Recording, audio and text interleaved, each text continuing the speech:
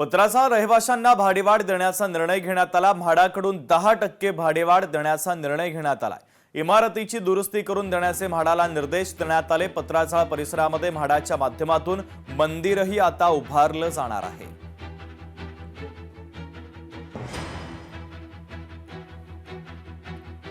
नांदेडच्या पोमनाळा गावात भीषण पाणी टंचाई। गेल्या 30 वर्षापासून गावात पाण्याची मोठी आणि गंभीर समस्या आहे। हंडाभर पाण्यासाठी गावकऱ्यांना अक्षरशः भटकंती करावी लागते।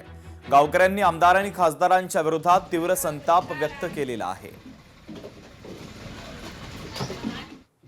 उन्हाचं तापमान वाढलेलं आहे, पाणी नाही, कुठे जावं लेकर बाळा घेऊन सांगा की। आडात पाणी आहे, घाण पाणी भरायला, पिण्याच्या पवऱ्या सुद्धा पाणी नाही बरोबर बघाले वापरण्यासाठी। आमचं पाण्याचाच त्रास आहे हो। आम्ही मतदानाच्या वेळेस येतात, मतदान करा म्हणतात, 1000-1 रुपये आमच्या हातात टाकून जातात। हो हो पाणी आणता म्हणतात, पाणी आणणार काय सांगणार बघा। अंग खाजाळेत पाण्याला, अंगाला गुद्या आल्या। आता काहीच माग नाही आमचं, फक्त की पाणी सुविधा, पाण्याची सुविधा करावी। काही नळाला पाणी येते, काही नळाला येईना। त्याच्यासाठी आता कमीत कमी गावातील 75% लोकांची की पाण्या वाचून एवढी समस्या बिकट आहे, तरी त्याकडे प्रशासन आमच्या लक्ष देत नाही। ना आमदार साहेब देत नाहीत, ना खासदार साहेब देत नाहीत। शुभप्रसंगी टँकर आणावं लागतं, स्वतःच्या पैशानं काय कार्यक्रम करावं का स्वतःचे पैसे घालून टँकर आणावं।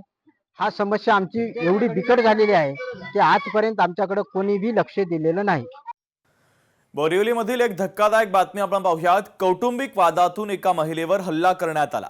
दिरानं बहिणीला बेदम मारहाण केल्याचा आरोप आहे, तर हल्ला केलेल्या दिराच्या विरोधात गुन्हा दाखल करण्यात आला। संबंधित घटनेचा व्हिडिओ देखील आता समोर आलेला आहे।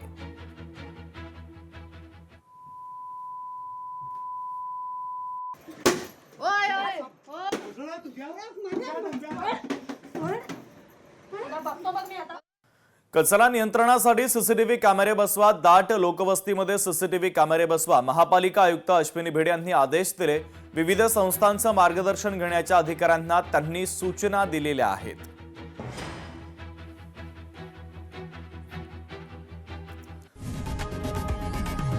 लोकशाही मराठी ऐका, पहा, जागरूक रहा।